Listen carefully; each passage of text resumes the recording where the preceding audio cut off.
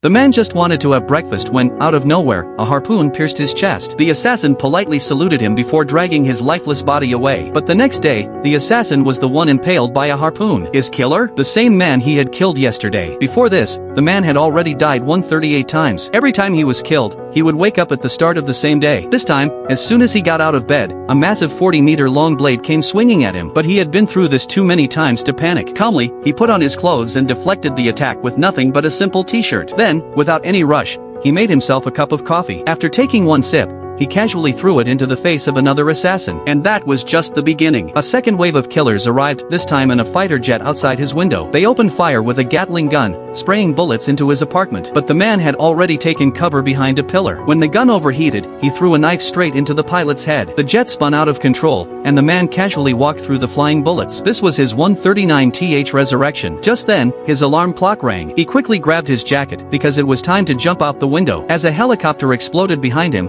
he landed perfectly into a garbage truck. Of course, in his past 22 attempts, he had missed the truck every time. Once, he even got crushed flat by it. But even when he landed safely, there were always more assassins waiting. Like this pair of twin sisters, who had killed him 17 times. Or the bomb expert, who had blown him up twice. Even his so-called long-lost brother had killed him 3 times. Sometimes, he managed to fight back. But in the end, it was always the same result. Especially against Blade Girl. She was so fast that before he even saw her move, his head was already rolling on the floor. No matter what he tried, he could never survive past 12:47 p.m. So, instead of fighting, he decided to spend time with his son. They had the best time ever at an arcade. But as they left, the man noticed something strange. This time, the clock showed 12:50 p.m. He had lived 3 minutes longer than before. Then it hit him, he had been tracked. The only reason he survived longer was because the arcade's basement had no signal. Just as he realized this, the assassins showed up. As expected, he was filled with bullets once again. On his 146th resurrection, he went straight to an old friend. From him, he learned that the best place to implant a tracking device was inside a tooth. That's when he remembered he had gotten a tooth implant a few days ago. Ignoring his friend's protests, he grabbed a tool and prepared to pull out his own tooth, just to see if he was being tracked.